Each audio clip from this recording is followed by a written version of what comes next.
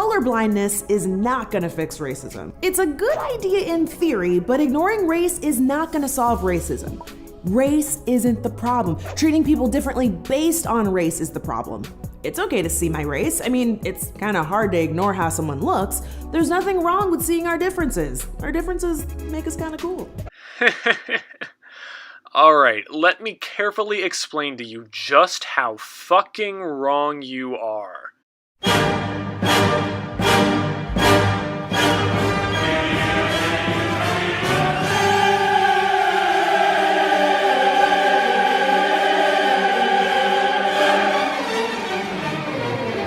In the first part of this series, I took aim at the progressive left for their failure to separate individuals from their demographics. I called them out for using white people as scapegoats, saddled with the blame for a dispassionate social system and its outcome. It is, in their mind, a system that places the average white person above the average minority on the socioeconomic ladder, a system that they call racism. Sometimes they can't quite define what the nature of this system is, whether it perpetuates itself, or whether it's fueled by conscious discrimination. But for all their righteous anger, for all their linguistic acrobatics and intangible plans for justice, they always come down to a singular solution: that the only way to solve racism is to talk about race. The only way to shrink these disparities between black and white, to bring an end to the bigotry that has plagued humanity since its inception, is to talk about race. It is their vision to embrace a politics of difference. A vision in which we treat everyone the same, but in which we must also acknowledge that white people and minorities are fundamentally different because their collective identities are different. And I am here to explain to you why that is not only one of the most dangerous ideas to ever spring out of someone's head, but also why it speaks to what is quite possibly the greatest failure of modernity, a colossal betrayal of the human project that is fully personified in the Progressive Coalition. It is the most fundamental and the most harrowing consequence of the social justice movement, and I hope that by shining light on it, we can quash it together, end this fight once and for all, and lay our weary minds to rest. So progressives, let me offer you some of my wisdom. Let me speak to you as a friend who wants you to be better, and let me try to make this world a genuinely happier place to live as I present to you the final chapter of The Reality Weasel. Let's first take a minute to appreciate the progressive contradiction on this point about colorblindness. In my estimation, we will never be able to treat ethnic groups the same if we are forced to acknowledge their differences at all times. The progressive vision is about an acknowledgement of black personhood, a validation of the black identity, which should be treated with dignity in spite of its difference from the, quote, white identity. And yes, of course, this is the way things should be at the end of the day. No one should be treated differently because of their skin color, or their culture, or their heritage. But the oversight here, of course, is that acknowledging someone's personhood is in itself a way to treat someone. When you begin to qualify different kinds of personhood, when we become not simply people, but white people and black people, and you entrench this as a fundamental aspect of your worldview, you begin categorizing people. And you are categorizing them differently. If you want to treat people the same, then you have to acknowledge a universal personhood. That is, you have to prioritize the idea that we are all bound by a shared humanity, which makes racial categorizations irrelevant. Otherwise, dealing with the people around you becomes an exercise in building fences. If you make race the most essential aspect of one's personhood, then personhood is constrained by race. It is defined by race. At the most fundamental level, a person is their race and cannot express their individual personhood beyond their race. Certain behaviors become associated with certain races, to the point that even belonging to that race is dependent on how well one conforms to those behaviors. If you don't conform, then you're a race traitor, or you've internalized the prejudices of your white oppressors. And this is racial collectivism at its essence. It is a mindset that allowed the most murderous and horrible bigots to justify their crimes against humanity. The Jews were different, the Tutsis were different, the blacks were different, and so they could be treated differently from everyone else. And progressives, I'm not calling you mass murderers or Jim Crow diehards from the Deep South, but this is how those kinds of thoughts start. By suggesting that we are all inherently different, you have constructed for yourselves the greatest roadblock on the way to achieving your goals. You want people to be treated the same, but your glorification of difference is going to impede that from happening. You want people to be treated as individuals, but you constantly validate the same collective identities that were foisted upon minorities by the racists of the past. And you want so desperately to eradicate racism from the face of the earth, but all you're doing is making race a relevant factor in how we treat people. These are the conditions under which racism can thrive, both benign and malicious. In your worldview, we are not born the same. In your worldview, society has entrenched racial differences so thoroughly that at this point, the races are functionally and inherently different from one another. And this is how you justify treating white people and black people differently, how you establish double standards for different ethnic groups, how you can sit there with a straight face and tell me that you're in favor of treating people the same. Because to you, treating people the same doesn't mean discarding those racial differences, it means correcting for them. It's why you punish white people for their prejudices, but applaud black people for the same behavior. Because to you, human value isn't determined by how we act, it isn't determined by how decent or benevolent or kind we are to each other, it's determined by the position we occupy in society. To you, white prejudice is a malicious abuse of power, but black prejudice is a righteous resistance to oppression. To you, discriminating against blacks is an injustice, but discriminating against whites is a benefit to society. You judge people by different standards because you believe that people are fundamentally not the same. You treat people unequally because to you, they are not equal. And if you want to get rid of unequal treatment, then how is treating people unequally going to accomplish that? You are shooting yourselves in the foot and dragging everyone else down with you. And do you know why I think you operate under this mindset? It's because, and I cannot overstate how literally and profoundly I mean this, you have no principles. I'm going to explain to you in very thorough detail what I mean by this.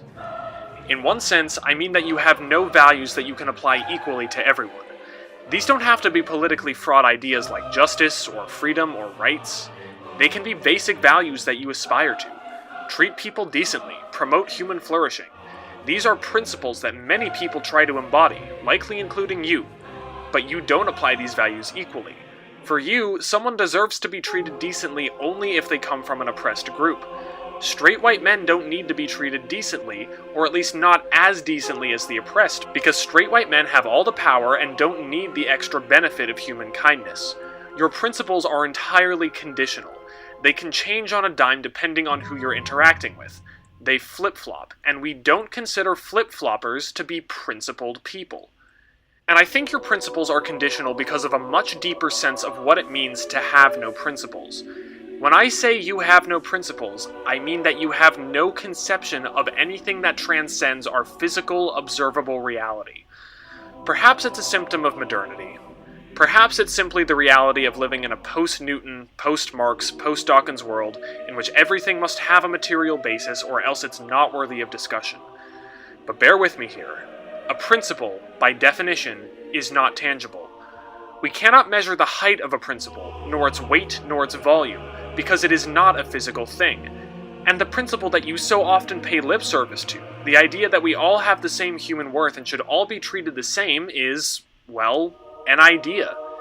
It cannot be dependent on physical characteristics because it is not physical, and therefore cannot change according to physical or otherwise worldly differences. But you fail to recognize this. In your worldview, a non-physical concept like personhood and the physical characteristic of race are one and the same. You make our humanity dependent on race. You make human worth dependent on race. Your single most fundamental flaw is that you are mired in the physical world, that you cannot separate ideas from people, and this is where all of your problems of basic reasoning and human decency stem from. It's why you fail to treat people of different races as though they have the same human worth. It's why you fail to separate white people from an oppressive system of whiteness, and why you can justify denigrating them and discriminating against them. It's why you fail to separate black people from Black Lives Matter, women from feminism, Muslims from Islam, and why you equate criticism of the latter with bigotry against the former. It's why you hold up women in politics and minorities in STEM with no regard for how they actually contribute to the fields. It's why you celebrate black pride, or gay pride, or fat pride. Pride in your body rather than your actions. Pride in what you are rather than who you've become through your own personal journey. Pride in your existence rather than your principles. Because in your worldview, the only thing that defines our human experience is our worldly conditions. It's the resources we have, the position we occupy in society, the identities that we categorize ourselves with. But even as you howl, bawl, and bellow that we should all be treated equally, you forget that the very principle of equal treatment deliberately rejects those very same qualities. The doctrine of equality that you hold so dear is predicated on the idea that we are all born the same. That we are all born into the same human nature, or we all share a universal consciousness, or we are all made in the image of God. Things that are not tied to our physical characteristics, things that transcend our differences and make us all deserving of equal dignity. People from nearly every culture have theorized about our shared humanity since the dawn of civilization, and have expressed those ideas in religion, in political theory, in neuroscience. But you, like an arrogant, petulant child, spit in the face of that human wisdom developed over millennia. To you, our social position, our resources, and our identities are the most important factors that should determine how we treat each other. But strip all of that away, and your worldview has no leg to stand on. Strip away the melanin in your skin. Strip away the number of X chromosomes in your cells. Strip away your sexual proclivities. Strip away the faith you were raised in, or converted to, or rejected. Strip away the money you inherited, or earned, or were compelled by circumstance to steal. Strip away the wheelchair you're bound to, or the learning difficulties you had to overcome. Strip away your traumas, your doubts, your anxieties, your aspirations, your desires, your insecurities. Strip away your entire past and present and everything that has made you you. Strip all of it away, and what are you left with? Consciousness. That's it. We are much more than what the physical world makes us. We are blessed with the gift of feeling, and thinking, and living. We have a base-level consciousness, a universal ability to take in, process, and experience the world around us. It's what you, and I, and every last person on this planet shares.